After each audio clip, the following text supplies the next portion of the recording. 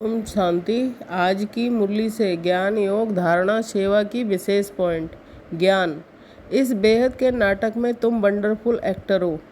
ये नाटक अनादि है, इसमें कुछ भी बदली नहीं हो सकता है।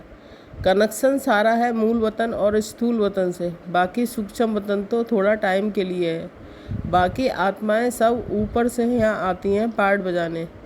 आत्माएं ब्रह्मा में तत्व में खड़ी होती हैं, जैसे स्टार्स आकाश में खड़े हैं। ये स्टार तो दूर दूर से छोटे छोटे देखने में आते हैं तो बड़े, लेकिन आत्मा तो ना छोटी बड़ी होती है।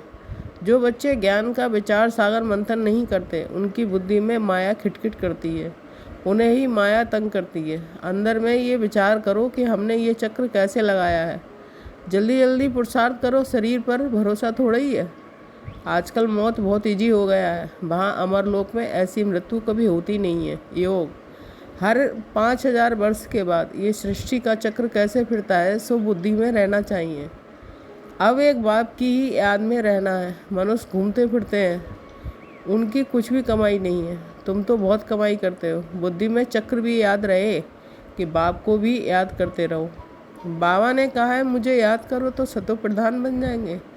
चलते फिरते बुद्धि में याद रहे तो माया की किटकिट समाप्त हो जाएगी। मुझे याद करो तो तुम पावन बन जाएंगे। अपने को तमो प्रधान से सतो प्रधान बनाना है। मनुष्य से देवता बनाने व मुक्ति जीवन मुक्ति पाने की तदबीर एक ही है, सिर्फ बाबा को याद करना है। धारणा। बुद्धि को ज्ञान चिंतन में बिजी रखने की आदत डालनी है। जब भी समय मिले एकांत में जाकर विचार सागर मंथन करना है। बाप को याद कर सच्ची कमाई जमा करनी है। दूरादेशी बनकर इस बेहद के नाटक को यथार्थ रीति समझना है। सभी पाठधारियों के पाठ को साक्षी होकर देखना है। सेवा।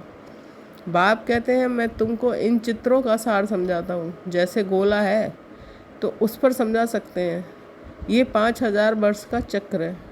जो भी आते हैं उनको ये समझाओ और 84 का चक्र बताओ।